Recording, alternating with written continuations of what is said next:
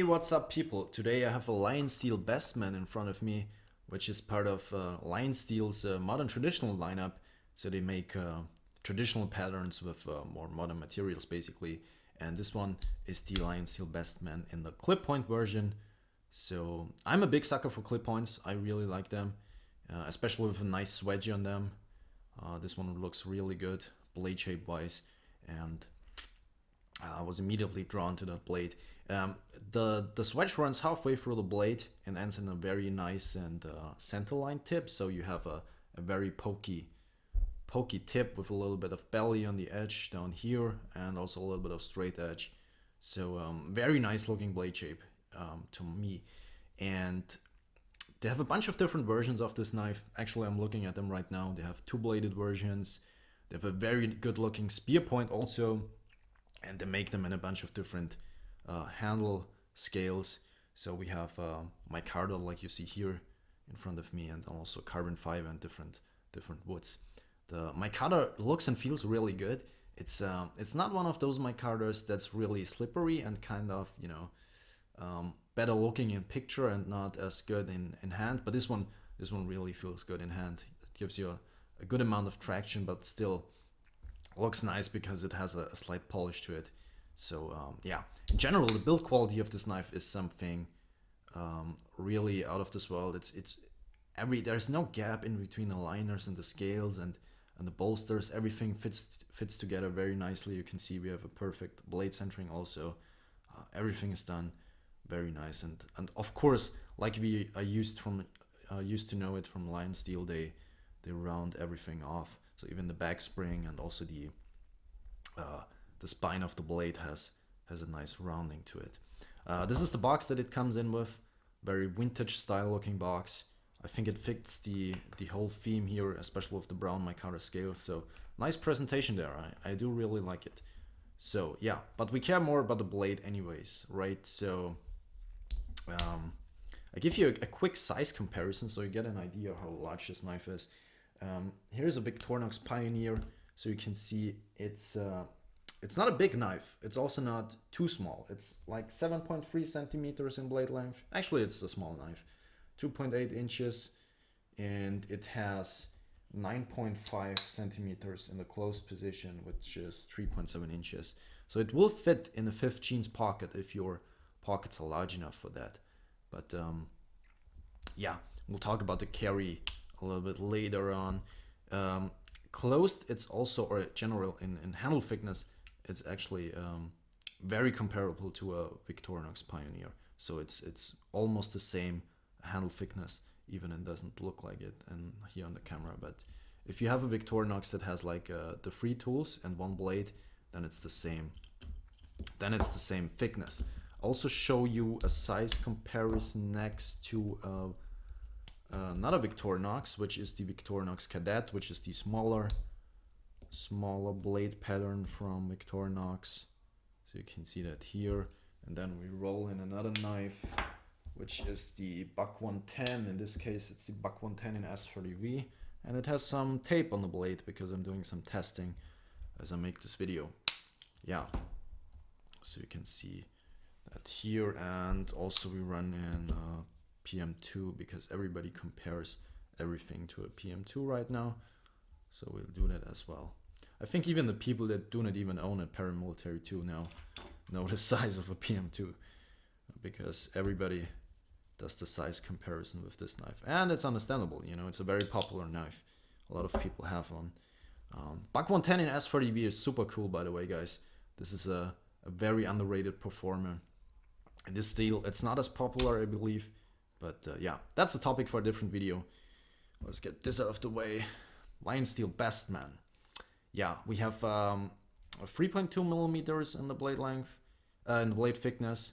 So it's decently thin. It's quite narrow though. I think it's like only, I don't even know how wide the blade is. It's probably just like a centimeter and a half. Yeah, a centimeter and 7 millimeters. So very narrow blade. So like I said, very comparable to like a Victorinox standard blade version.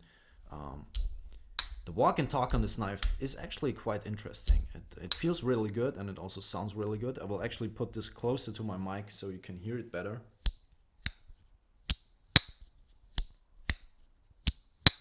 So very nice walk and talk. We have a decently hard pull. It's not too hard though. I don't know what number I would give it on a number rating, but it's probably like a 6, maybe a 7. More like a 6. It feels really good. I like it. It's not too hard, but not too soft either.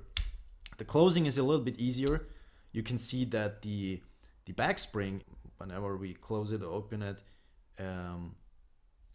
always stays almost completely flush with the scales, which is a nice detail.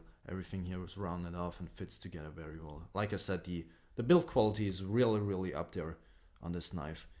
And yeah, like I said, the closing is a little bit softer than the opening, but you also have that 90-degree stop to keep yourself from cutting yourself. Yeah, very nice detailing. We have some interesting machining here on the bolster and the back spring, and that machining is also true for the front bolster. This is not rust, by the way, in here. This is the part of the factory grease. M390 is not something that will rust on you very easily. Very highly corrosion resistant.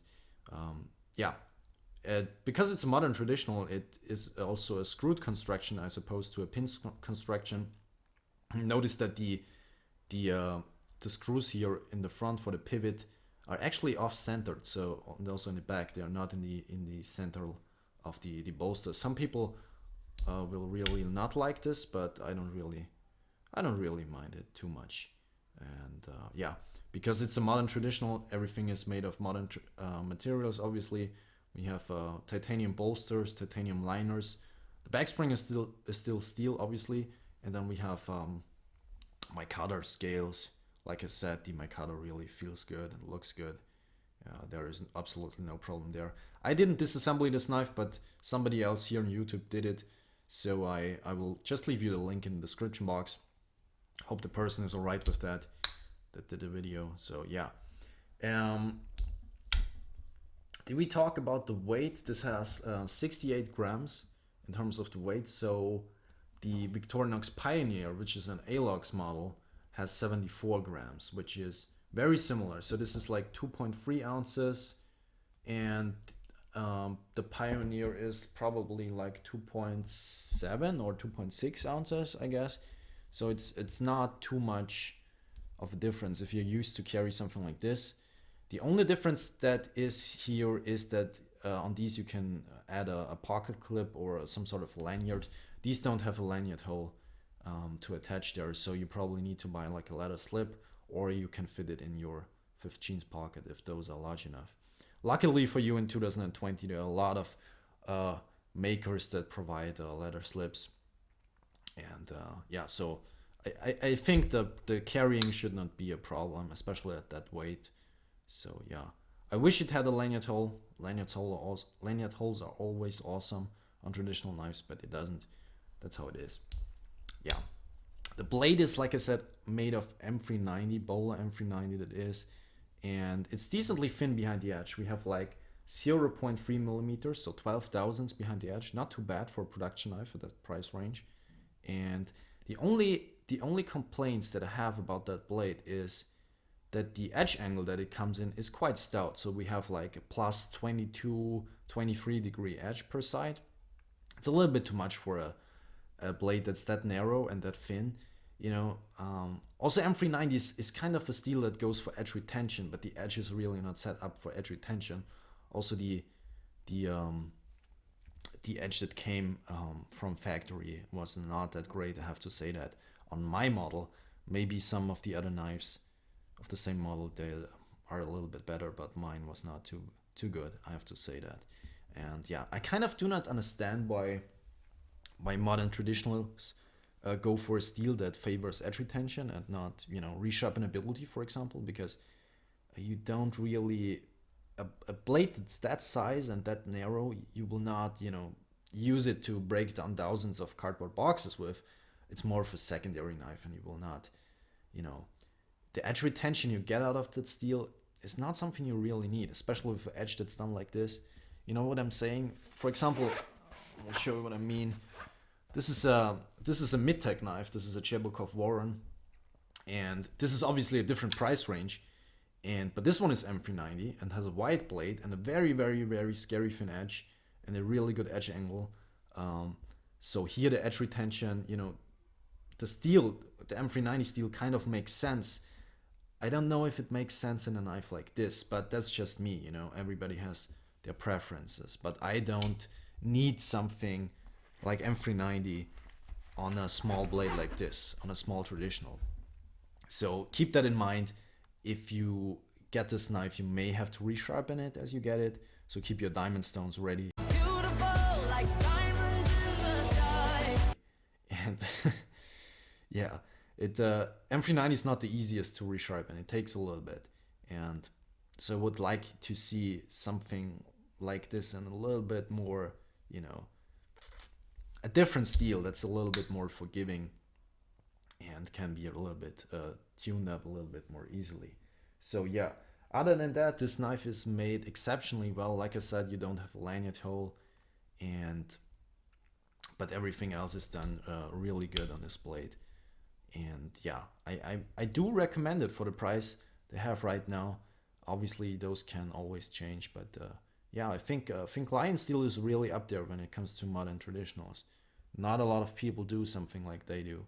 And yeah, I do have to say though, if I have to choose between something like this and a Great Eastern Cutlery, so a traditional more or less, I would go with a Great Eastern Cutlery because I just like the character of those knives a little bit better. There is a lot of machine work that goes into something like this, and that makes it lose a little bit of that character, a little bit of that, you know, imperfection that the other makers that make traditionals have. And there goes a little bit more handwork is done into those knives. And I don't know, I would always choose something like a Great Eastern Cutlery or a Case before I would go with something like this. But for somebody that likes modern materials and that likes that steel and has no problem with that, and likes Lionsteel and their build quality, you know, this is a great option. And yeah, I can highly recommend it. For example, as a gift knife, this would be also really nice. And yeah, I think that's everything I have to say about this. And yeah, I hope you liked this video. Stay nice in the comments. See you guys maybe another time. Goodbye, people.